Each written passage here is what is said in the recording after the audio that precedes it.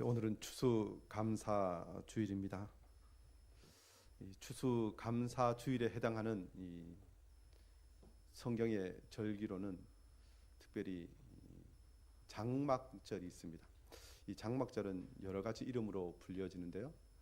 이 초막절이라고도 하고 또 수장절이라는 표현을 쓰기도 합니다. 이 수장절이라는 뜻 자체가 추수를 해서 이 창고에 저장한다 이런 뜻입니다. 이 절기가 이스라엘 이 3대 절기 중에 마지막 절기인데요.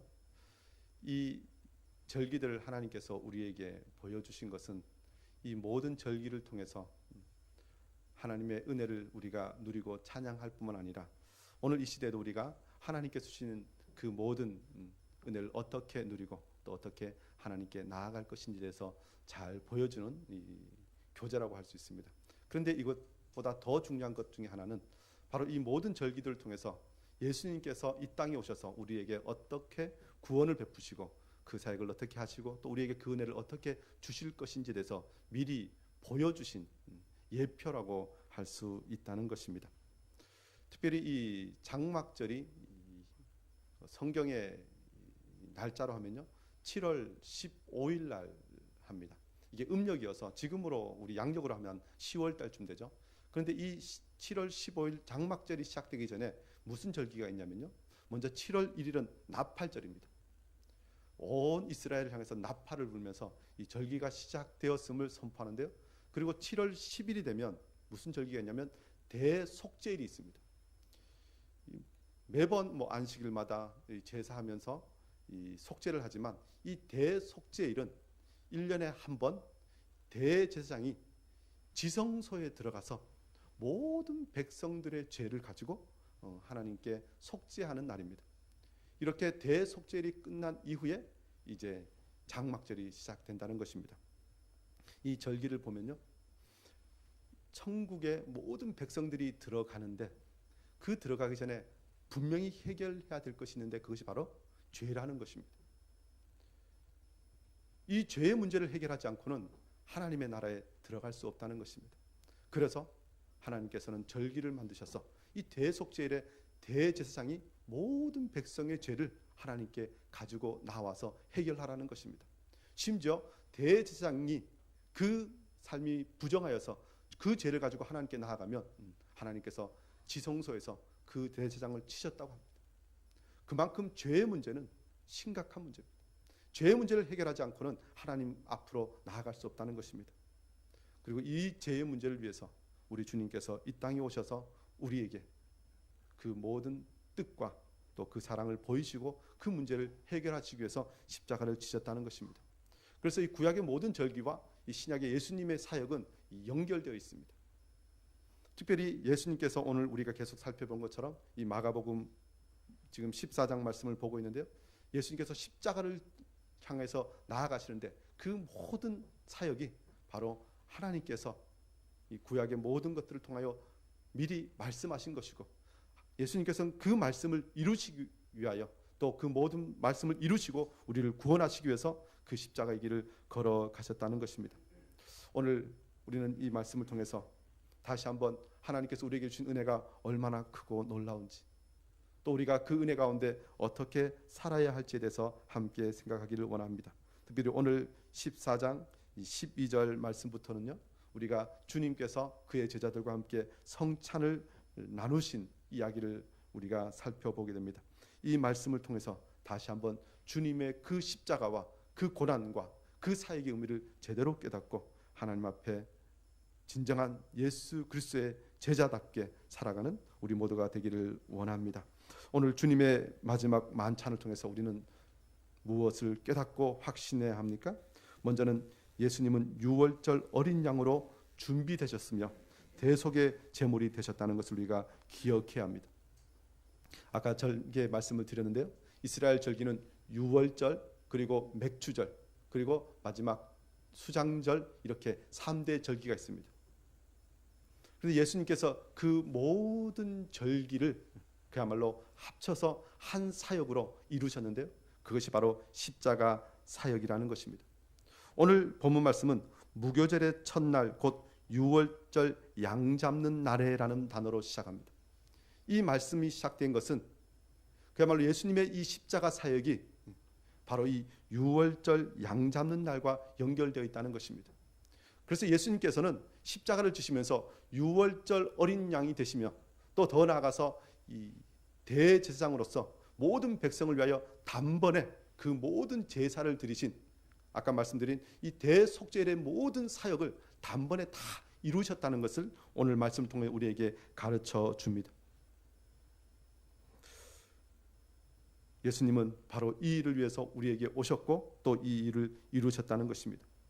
특별히 유월절은 예수님의 십자가 구속 사역을 예표하는 모형입니다.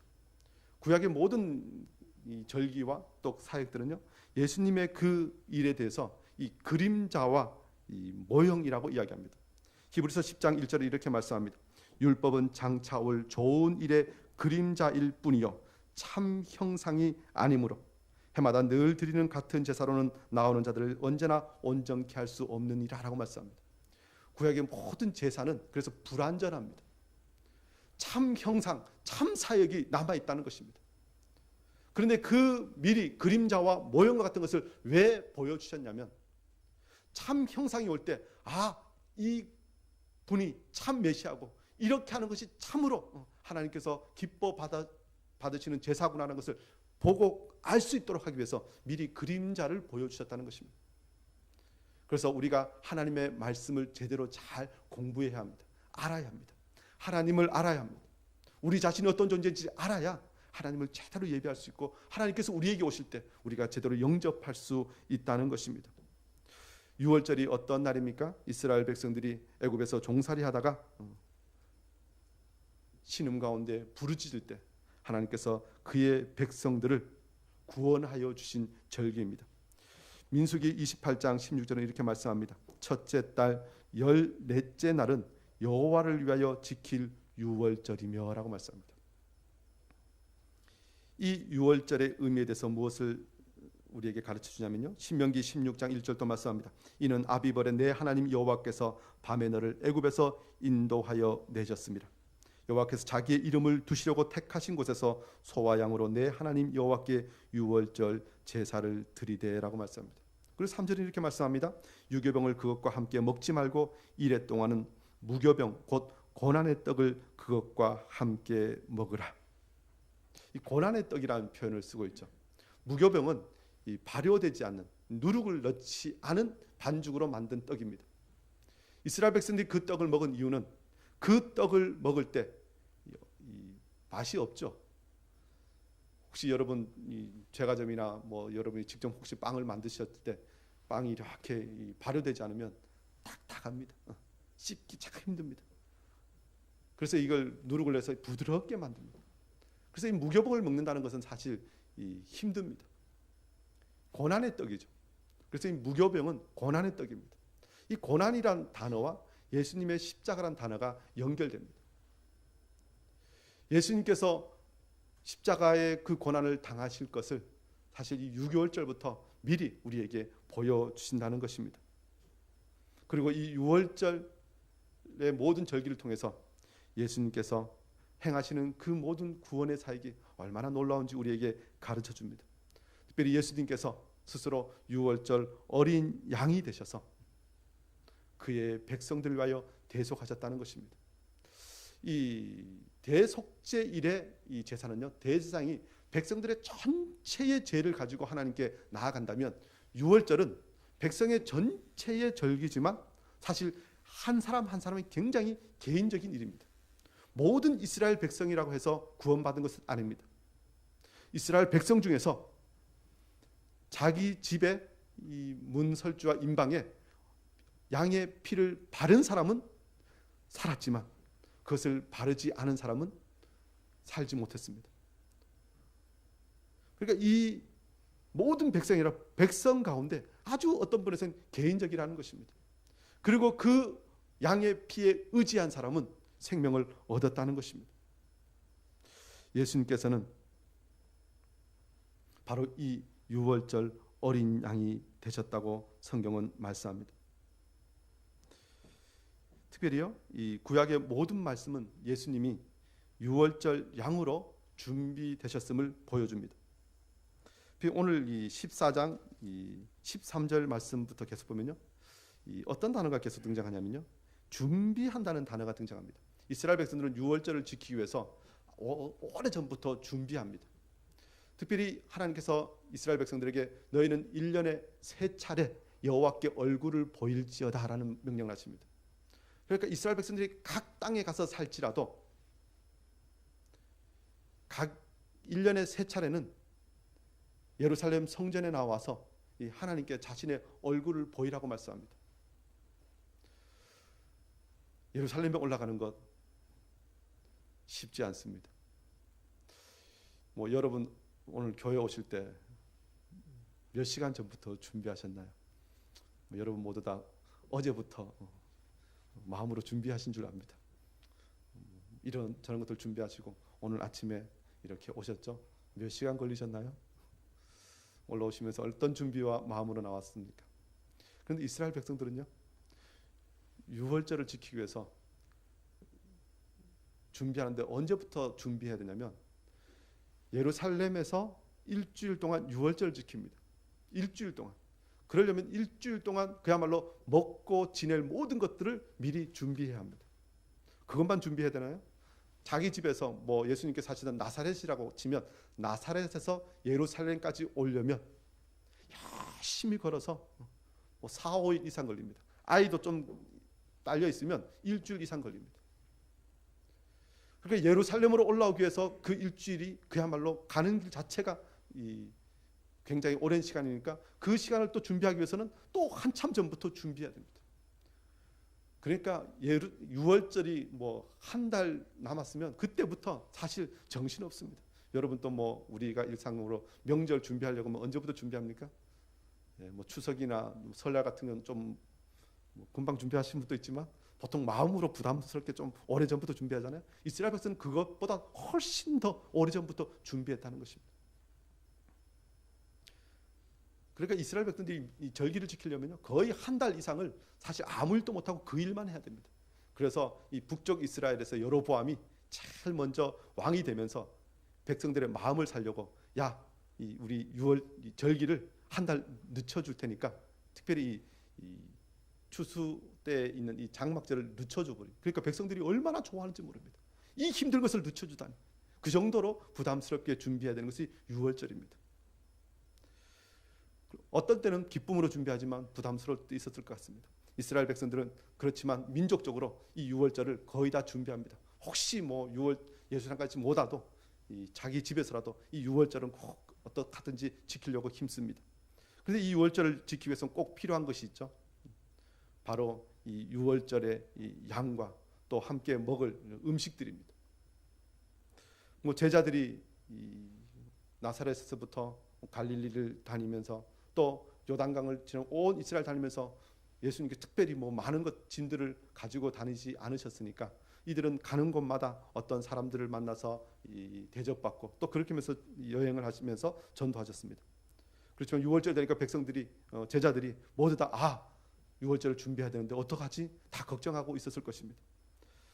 그런데 예수님께서 그들에게 유월절 준비를 시켜주시고 또 그 모든 것을 이루셨음을 오늘 말씀이 우리에게 보여주는데, 오늘 13절 말씀부터 보면 예수님께서 제자들을 부르셔서 그 모든 유월절을 준비를 시키시는 것을 보게 됩니다. 오늘 13절 말씀하죠. 예수께서 제자 중에 둘을 보내시며 이르시되 성내로 들어가라. 그리하면 물 한 동이를 가지고 가는 사람을 만나리니 그를 따라가서 어디서든지 그가 들어가는 그 집 주인에게 이르되 선생님의 말씀이 내가 내 제자들과 함께 유월절 음식을 먹을 나의 객실이 어디 있느냐 하시더라 하라고 말씀. 예수님께서 제자를 불러서 어디에 가면 이런 일이 있을 것이다. 그를 따라가면 나와 제자들이 먹을 유월절 지낼 객실을 보여줄 것이다. 거기서 준비하라. 이렇게 말씀하셨다는 것입니다. 그 전까지는 제자들이 예수님의 음식을 구하려고 막 다니고 이런 것들이 성경에 기록되어 있는데 이때만은 예수님께서 주도적으로 그 일을 하셨다는 것입니다. 사실 이 유월절 만찬은 그 뒤에 있을 예수님의 십자가 사역 바로 앞에 위치합니다. 사실 이 유월절 이 만찬부터 십자가까지 그냥 곧바로 직선으로 연결되는데요. 주님께서는 이 사역들을 통해서 이 유월절 만찬 준비를 통해서 스스로 십자가를 지시고 그 모든 일을 위해서 나아가실 것을 결심하시고 또 그 일의 준비를 주도적으로 하시고 그 일을 향하여 걸어가셨다는 것입니다. 누가복음 24장 44절은 이렇게 말씀합니다. 또 이르시되 내가 너희와 함께 있을 때 너희에게 말한 바 곧 모세의 율법과 선지자의 글과 시편의 나를 가리켜 기록된 모든 것이 이루어져야 하리라 한 말이 이것이라 하시고라고 말씀합니다. 예수님께서는 이 구약의 율법, 선지자, 시편의 메시아에 대해서 기록된 모든 것, 하나님께서 그의 백성들을 위하여 구원 사역을 행하실 모든 것이 기록되었는데 그 모든 말씀대로 하나하나 다 행하셨다는 것입니다. 유월절 절기조차도 주님께서 그 십자가의 죽으심에 대해서 미리 보여주신 예표이기 때문에 주님께서 그 모든 일을 행하셨습니다. 그런데 오늘 이 본문 말씀을 보면 또 재미있는 것은요, 제자들이 주님의 말씀을 듣고 그렇게 갑니다. 15절부터 보면요, 그리하면 자리를 펴고 준비한 큰 다락방을 보이리니 거기서 우리를 위하여 준비하라 하시니 하고 여기서도 제자들에게 준비하라고 명하십니다. 과연 16절 보면 제자들이 나가 성내로 들어가서 예수께서 하시던 말씀대로 만나 유월절 음식을 준비하니라. 예수님이 그렇게 말씀하셨는데 특별히 따로 약속하지 않았는데 정말 예수님께서 말씀하신 대로 가니 그 사람을 만납니다. 그리고 그 사람을 만나서 주인에게 그렇게 말하니 과연 그대로 다 됩니다. 그렇게 준비하였다고 이야기합니다. 조금 전에 말씀드렸지만 누가 준비했습니까? 제자들 준비했습니까? 아닙니다. 예수님께서 하셨습니다. 그런데 가만히 보면 하나 더 생각해 보면 예수님께서 그렇게 말씀하실 때 어떻게 그렇게 하셨을까요? 미리 이렇게 요즘 뭐 영화에 나오는 것처럼 미리 다 약속되어 있고 예수님께서 초청장이 와서 그렇게 제자들에게 말씀하셨을까요? 성경이 그것을 기록해 놓지 않습니다. 그 과정 자체를 아무것도 말씀하지 않습니다. 그런데 그렇게 준비되어 있었다는 것입니다. 성경은 이 모든 것을 준비하신 분이 하나님 아버지이심을 우리에게 보여줍니다.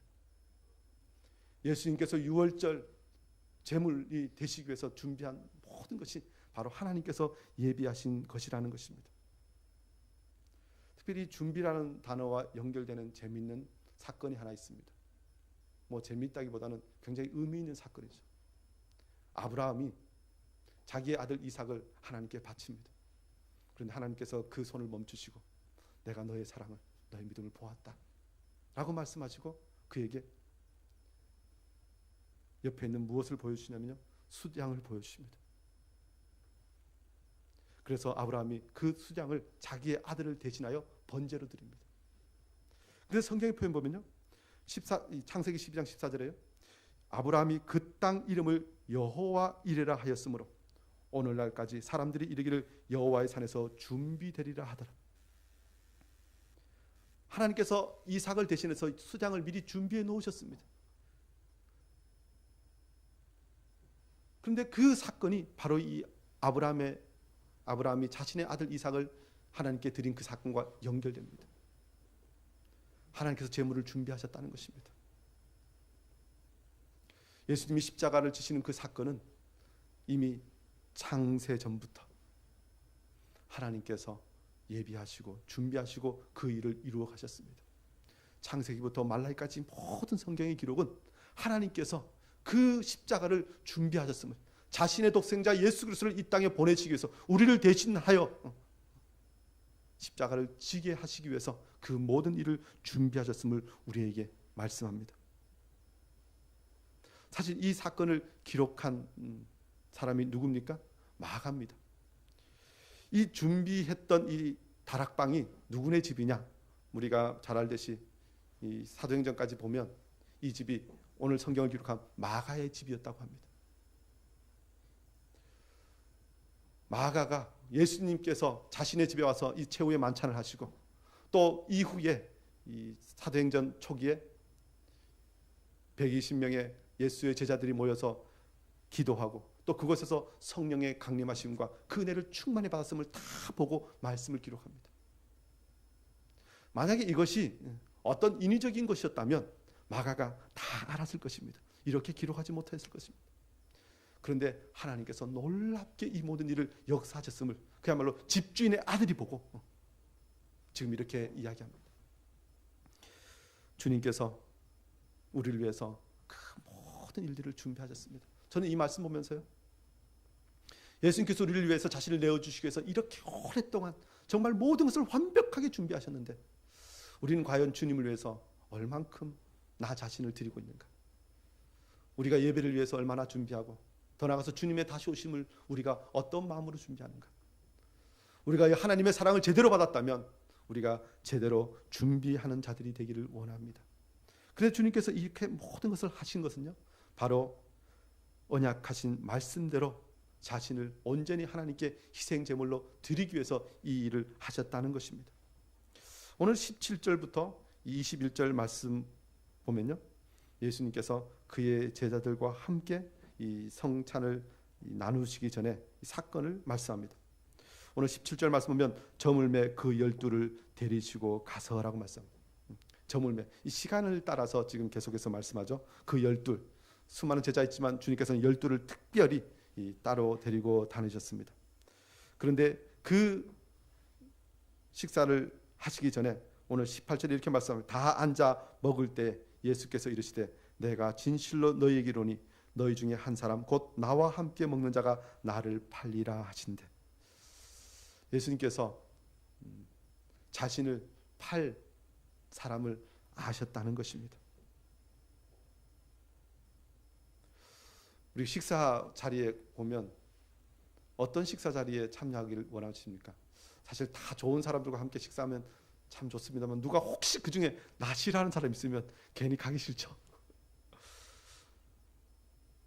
사실 우리의 마음이 그렇습니다. 그런데 예수님께서는 그 만찬에 자신을 팔고 자신을 배반하고 자신을 죽음에 내어줄 그 제자 한 사람이 있음을 아심에도 불구하고 그 모든 만찬을 행하셨다는 것입니다. 그런데 왜 이 만찬을 행하셨는지에 대해서 오늘 21절에 이렇게 말씀합니다. 인자는 자기에 대하여 기록된 대로 가거니와. 기록된 대로 가거니. 하나님께서 그렇게 그의 백성들에게 기록하셨다는 것은 언약하셨다는 것입니다.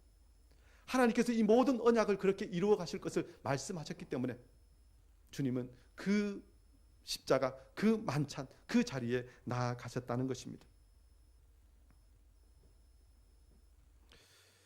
예수님께서는 자신을 팔 자가 누구인지 아셨지만 말씀을 이루시기 위해서 그와 함께 만찬을 하셨습니다. 모든 기준이 말씀이라는 것입니다. 요한복음 13장 18절은 이 말씀과 연계해서 이렇게 말씀합니다. 내가 너희 모두를 가리켜 말하는 것이 아니니라. 나는 내가 택한 자들이 누구인지 알미라. 그러나 내 떡을 먹는 자가 내게 발꿈치를 들었다 한 성경을 응하게 하려는 것이라. 그 중에 한 사람이 배반하는 것, 발꿈치를 들었다 하는 이 말씀이 응하여져야 하기 때문에 그와 함께 지금 식사하신다는 것입니다.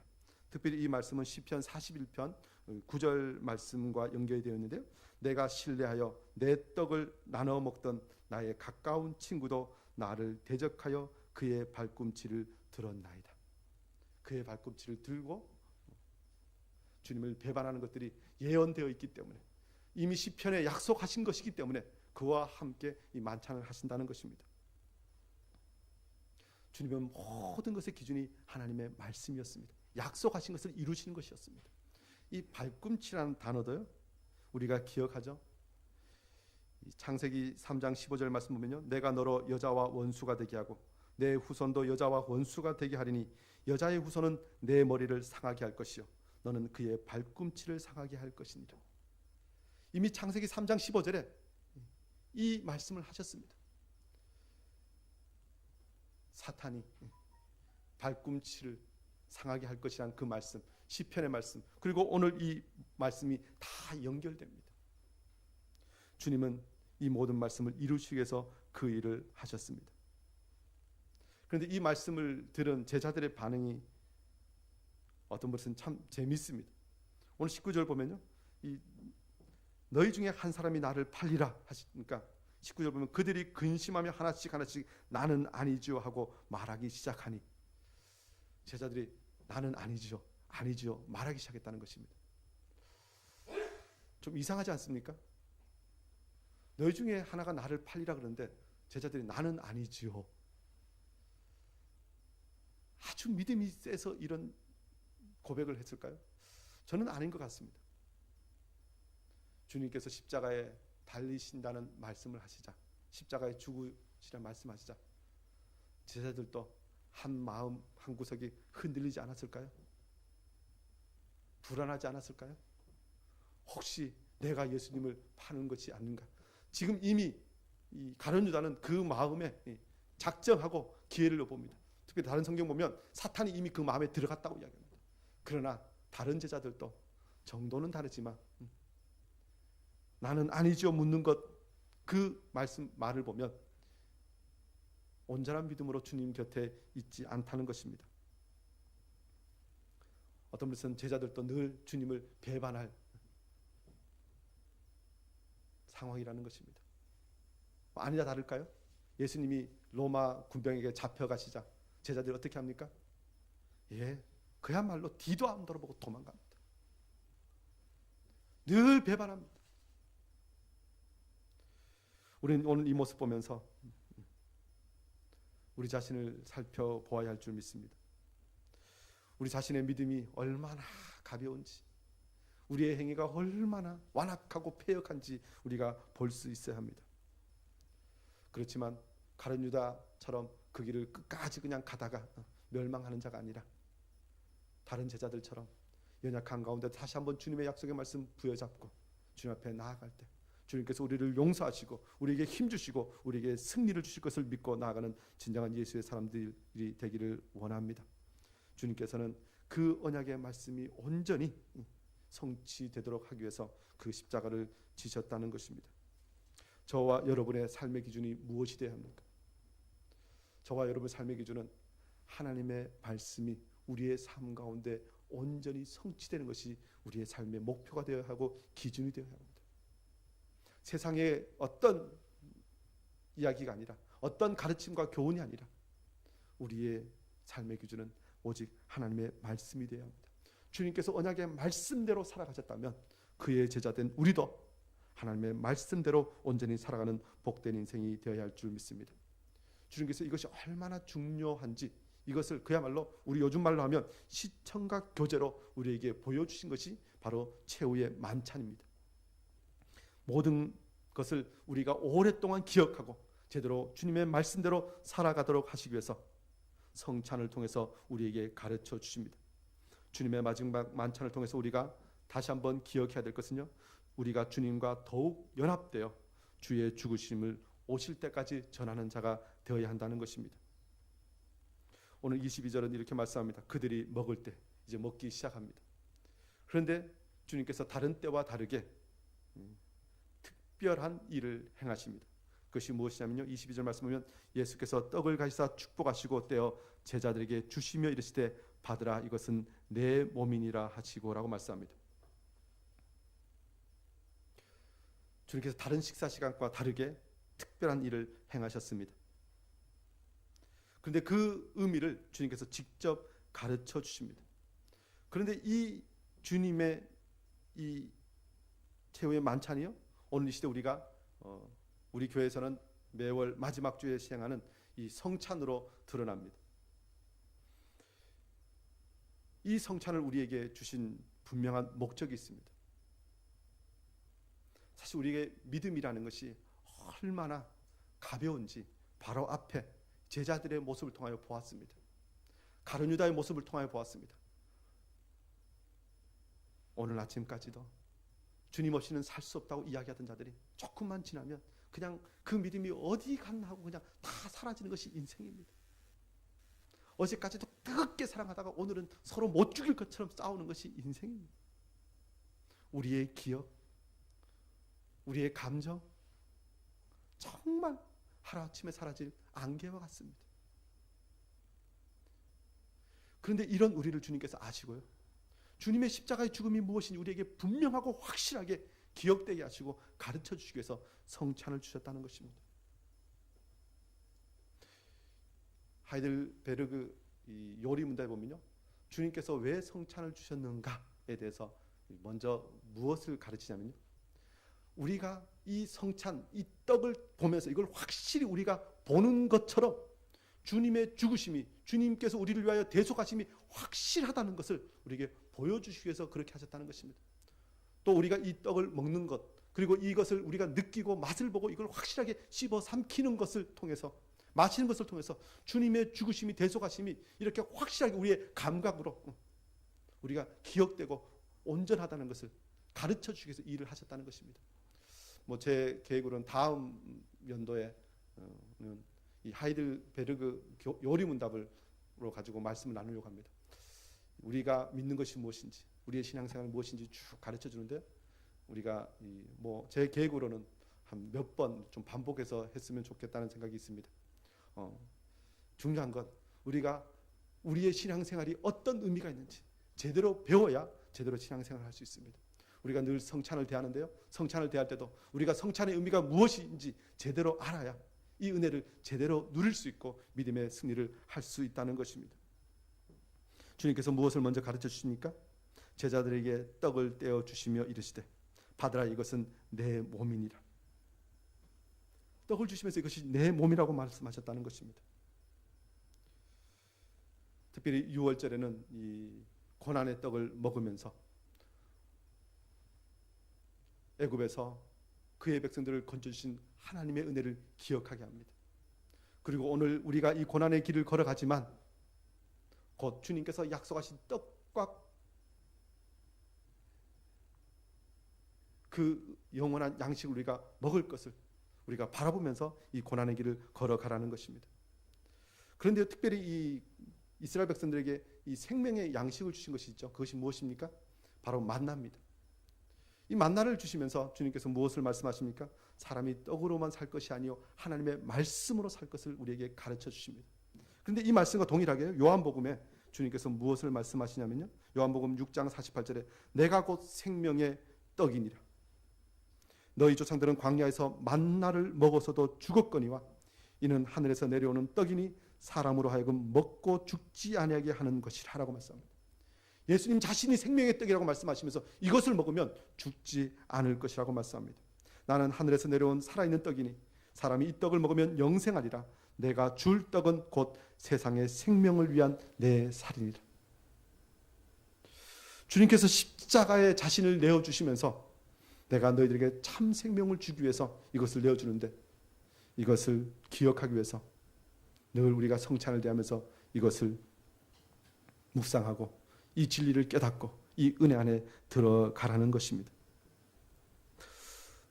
저와 여러분은 무엇으로 삽니까? 우리는 일상에서 밥을 먹고 그것으로 힘을 얻는 것 같지만 그리스도에는 세상 사람들과 다르게 살아야 합니다. 우리는 생명의 떡 대신 예수 그리스도를 먹고 마심으로 하나님의 말씀으로 살아야 됩니다. 주님께서 받으라, 먹어야 합니다. 명령입니다. 이것을 먹지 않으면 주님과 그야말로 관계가 없습니다. 이것을 먹지 않으면 주님과 온전히 연합할 수 없습니다. 참 먹는 것이 중요하죠. 무엇을 먹는지 사람에게 그 몸에 다 드러납니다. 왜요? 무엇을 먹으면 그 먹은 것이 각 몸에서 소화돼서 각 세포로 들어가서 그 안에 자리 잡기 때문에 그렇습니다. 사람이 무엇을 먹느냐에 따라서 그 사람이 드러납니다. 우리가 음식을 무엇을 먹느냐에 따라서 그 사람의 몸이 바뀌는 것처럼 우리가 무엇을 먹느냐에 따라서 그 사람의 영혼이, 그 사람의 모든 것이, 예수 그리스도를 먹으면 예수 그리스도를 닮아가지만 세상의 것을 먹으면 세상을 닮아갑니다. 저와 여러분이 예수 그리스도를 먹기를 원합니다. 그래서 또 하나 23절 말씀은요, 또 잔을 가지사 감사 기도하시고 그들에게 주시니 다 이를 마시며 24절 이르시되 이것은 많은 사람을 위하여 흘리는 나의 피 곧 언약의 피니라 라고 말씀합니다. 예수님은 많은 사람을 위하여 언약의 피를 흘려주셨습니다. 언약의 피. 죄는 그야말로 용서함을 받아야 되고, 죄는 그야말로 해결해야 합니다. 그런데 죄인이 죄의 문제를 해결할 수 없습니다. 그래서 죄 없으신 주님께서 오셔서 우리를 위해서 대속하여 주셨다고 성경은 말씀합니다. 그런데 이것이 바로 언약의 피라는 것입니다. 구약의 모든 피의 제사는 그야말로 예수 그리스도의 단번에 드리실 이 제사를 위하여 미리 모형으로 우리에게 보여주셨습니다. 그래서 이제는 더 이상 그 피의 제사를 드릴 필요가 없습니다. 우리가 예수 그리스도 안에 들어가기만 하면, 예수 그리스도의 그 보혈의 공로에 힘 입게만 하면 우리의 모든 문제가 해결됩니다. 그런데 그 예수 그리스도의 보혈의 피에 우리가 들어가는 비결이 무엇입니까? 바로 주님께서 우리를 위하여 흘려주신 그 언약의 피, 그것을 마시는 것입니다. 그것을 상징하여 우리가 이 성찬을 거행하는데, 요한복음 6장 53절 말씀도 이렇게 이야기합니다. 예수께서 이르시되 내가 진실로 진실로 너희에게 이르노니 인자의 살을 먹지 아니하고 인자의 피를 마시지 아니하면 너희 속에 생명이 없느니라. 내 살을 먹고 내 피를 마신 자는 영생을 가졌고 마지막 날에 내가 그를 다시 살리리니 내 살은 참된 양식이요 내 피는 참된 음료로라. 내 살을 먹고 내 피를 마시는 자는 내 안에 거하고 나도 그의 안에 거하나니 살아계신 아버지께서 나를 보내심에 내가 아버지로 말미암아 사는 것 같이 나를 먹는 그 사람도 나로 말미암아 살리라. 주님께서 우리를 위해서 아낌없이 자신의 것을 다 내어주셨는데 우리가 그것을 먹어야 한다는 것입니다. 근데 그것을 어떻게 먹습니까? 우리가 믿음으로 먹습니다. 근데 그 믿음이 너무 우리의 믿음이 가벼운 것이기 때문에 주님께서 그것을 더 확실하게 하시기 위해서 우리에게 성찬의 방도를 주셔서 그 믿음을 확정하셨다는 것입니다. 우리에게 보여주셨다는 것입니다. 저와 여러분 늘 성찬을 대할 때 주님께서 우리를 위하여 아낌없이 내어주신 그 살과 피를 늘 기억하기를 원합니다. 그리고 그 살과 피를 우리가 먹고 마시면서 늘 주님과 온전히 연합됨을 늘 사모하고 또 그렇게 주님을 닮아가고 주님 안에서 늘 거하는 저와 여러분이 되기를 원합니다. 특별히 주님께서 이 언약을 하시면서요 25절 26절 이렇게 말씀합니다. 진실로 너희에게 이르노니 내가 포도나무에서 난 것을 하나님의 나라에서 새 것으로 마시는 날까지 다시 마시지 아니하리라. 지금 이 성찬을 하시면서 내가 다시 하나님 나라의 새 것으로 마시는 날까지 마시지 않으시겠다고 말씀합니다. 그 전까지 십자가에 죽으시겠다고 말씀하시는데요. 그렇지만 주님께서는 다시 살아날 것을 말씀하십니다. 오늘 이 말씀도요. 우리가 이 성찬을 대하면서 우리가 단순히 예수님의 살과 피를 먹으면서 죽음으로 끝나는 것이 아니라 주님께서 하나님 나라에서 새 것으로 마시는 그날 부활의 영광과 그 새로움을 말씀하셨던 것처럼 우리도 새로운 주님의 은혜로 새로워질 것을 우리가 기억하고 또 그렇게 살아야 한다는 것입니다. 그래서 십자가는 죽음으로 끝나는 것이 아니라 부활로 완성됩니다. 고린도전서 11장 23절부터 26절까지 말씀은 우리가 늘 성찬 때 나누는 말씀인데 사도 바울은 이것을 이렇게 가르칩니다. 내가 너희에게 전한 것은 주께 받은 것이니 곧 주 예수께서 잡히시던 밤에 떡을 가지사 축사하시고 떼어 이르시되 이것은 너희를 위하는 내 몸이니 이것을 행하여 나를 기념하라 하시고 식후에 또한 그와 같이 잔을 가지시고 이르시되 이 잔은 내 피로 세운 새 언약이니 이것을 행하여 마실 때마다 나를 기념하라 하셨으니 너희가 이 떡을 먹으며 이 잔을 마실 때마다 주의 죽으심을 그가 오실 때까지 전하는 것이니라. 제대로 성찬을 참여하고 제대로 주님의 은혜를 누리고 주님의 그 사랑을 받은 사람은 주의 죽으심을 그가 오실 때까지 전하는 자가 된다고 말씀합니다. 주님 오시는 그날까지 우리가 주의 죽으심을 전해야 합니다. 그런데 이 전하라고 말씀하면서요. 이것을 행하여 마실 때마다 나를 기념하라라고 말씀합니다. 기념하라.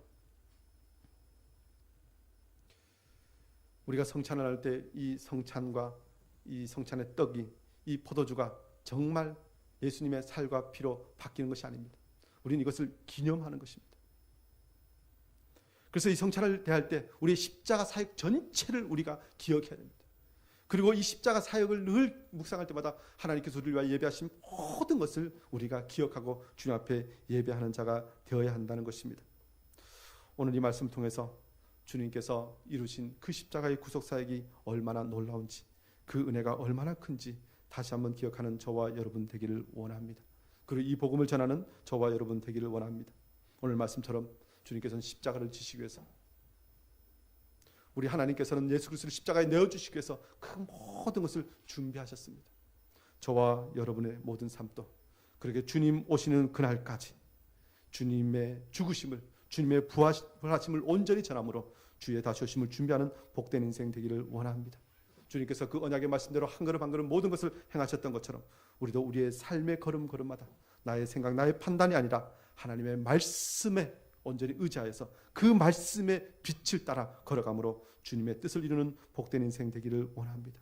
늘 주님의 것을 먹고 마심으로 주님과 온전히 연합하고 주님을 닮아가고 주님의 뜻을 이루는 저와 여러분 되시고 우리 교회 되시기를 주 이름으로 축원합니다. 기도합니다.